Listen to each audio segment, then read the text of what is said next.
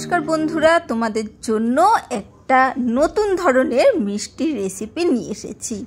আজকে একদম নতুন মিষ্টি, মানে বেকও করতে হবে না, ভাজতেও হবে না, এই রকম মিষ্টি। আর আজকালকার বাচ্চাদের জন্য দারুণ, মানে ওরা খুব ভালোবাসবে। আজকে বানাচ্ছি তিরামিসু।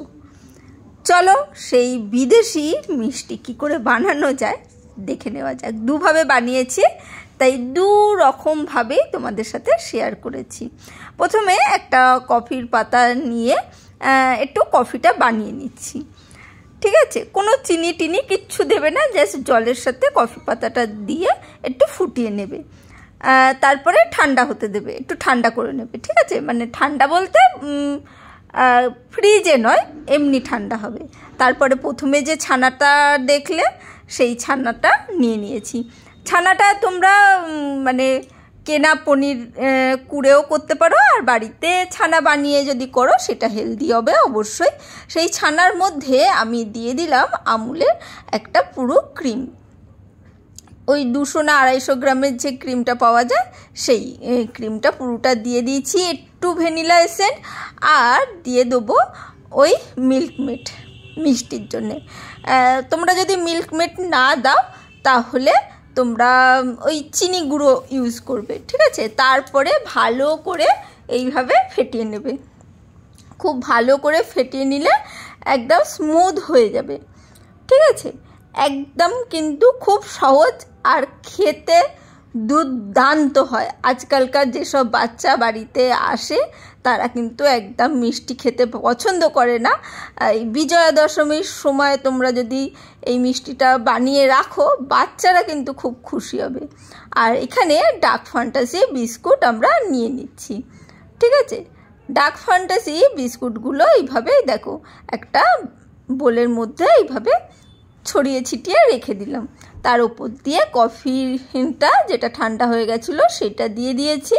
তারপরে ওপর থেকে যে পনির, তারপরে ক্রিম, মিল্কমেডের যে গোলাটা ছিল সেটা দিয়ে দিয়েছি। কোনো ব্যাপার না এই পর্যন্ত। তারপরে আবারও এই ডার্ক ফ্যান্টাসি বিস্কুটগুলো একটু ওই কফির মধ্যে ডুবিয়ে ডুবিয়ে রেখে দিচ্ছি। কফিটা যেহেতু ঠান্ডা, মানে ভিজে পড়ে যাওয়ার কোনো সম্ভাবনা নেই। এইভাবে ডুবিয়ে ডুবিয়ে তোমরা নিয়ে যাবে। সেই জন্যই বলেছে রুম টেম্পারেচারে ঠান্ডা করে নেবে। কফি যেরকম গরম খায় সেই রকম নয়। ওপর থেকে আবারও বিস্কুটগুলো সাজিয়ে দেবে। তারপরে আবারও যে ক্রিমটা আমরা তৈরি করেছি সেই ক্রিমটা দিয়ে দেবো। ওই ওপর থেকে একটু কফিটা দিয়ে দিচ্ছি।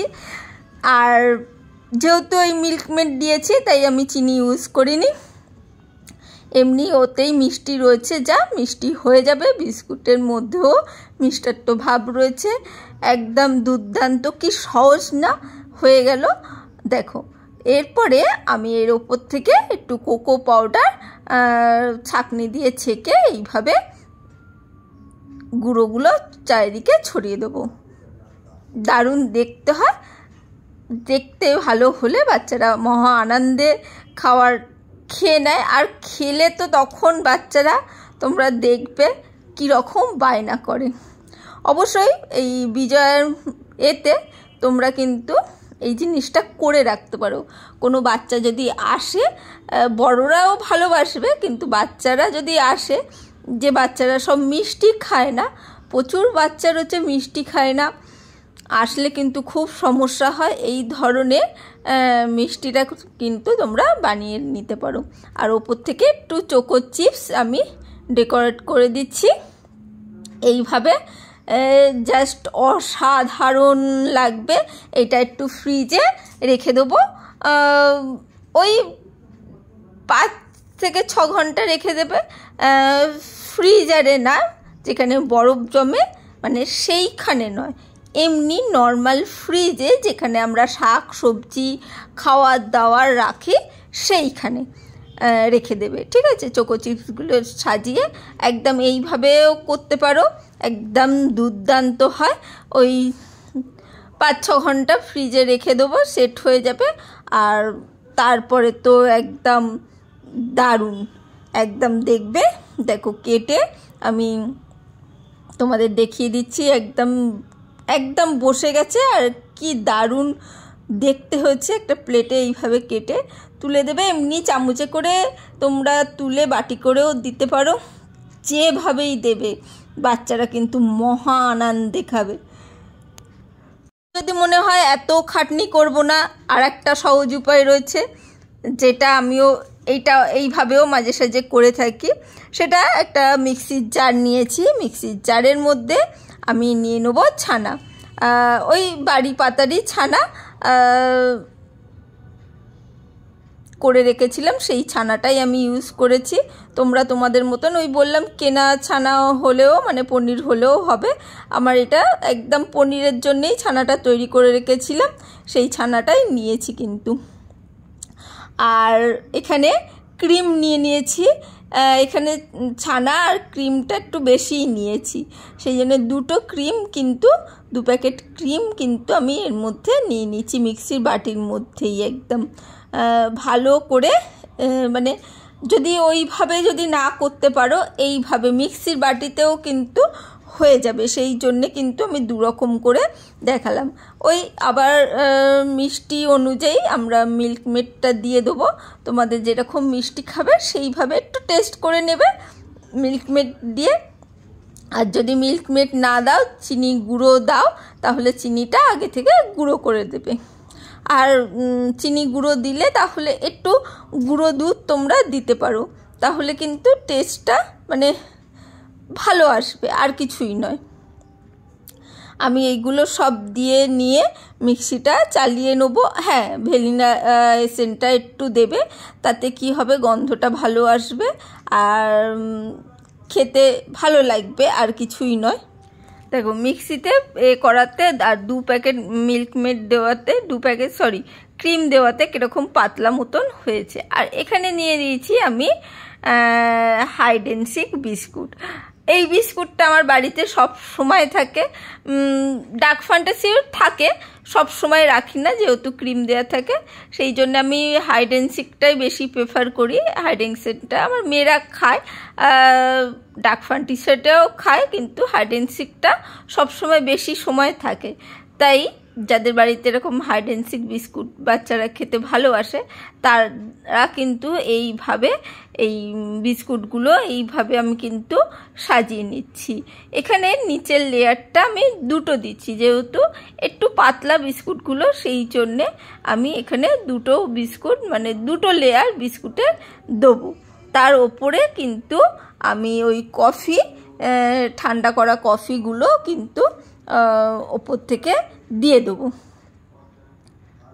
কফিটা দেওয়ার পর দেখতেই পাচ্ছ আর একটা করে লেয়ার কিন্তু বিস্কুটে দিয়ে দিচ্ছি।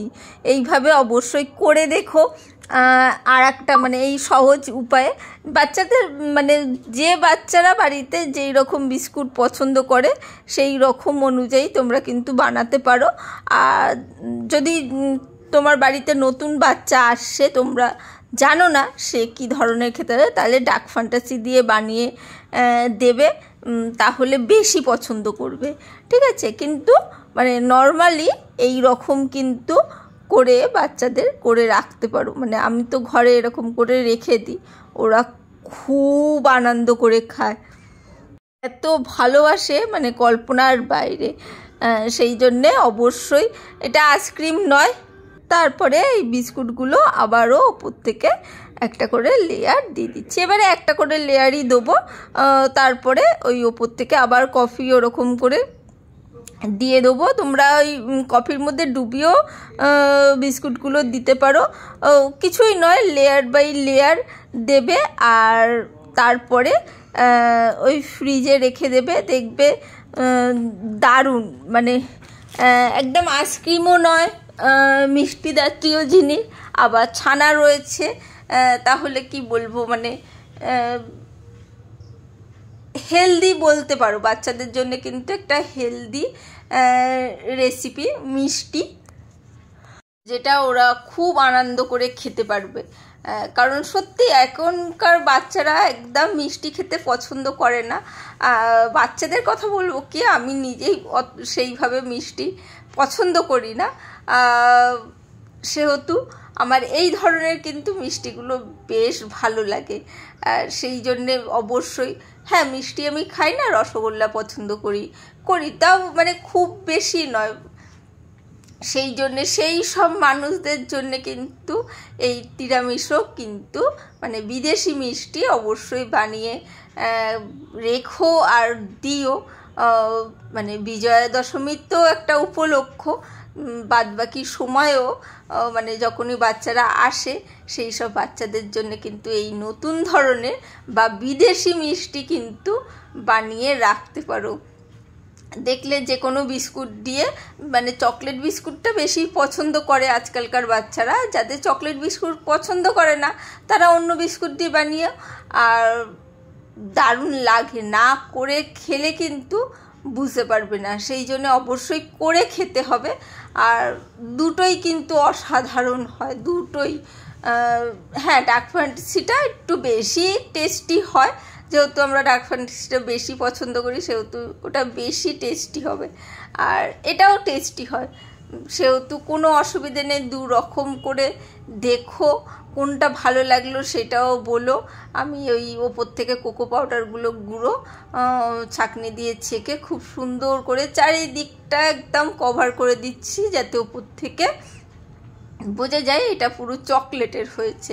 সাদা ক্রিমটা কিন্তু আমরা কাউকে দেখতে দেবো না বা বুঝতে দেবো না, সেই জন্যে এই কোকো পাউডার দিয়ে উপর দিয়ে পুরো জিনিসটাকে চাপা দিয়ে দেবো।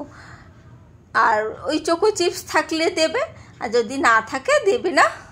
আমি এবারটা চোকো চিপসটা দিইনি। আর ওই 5 থেকে 6 ঘন্টা রেখে দিও ফ্রিজে, বেশ সেট হয়ে যাবে, ক্রিমগুলো বেশ সেট হয়ে যাবে।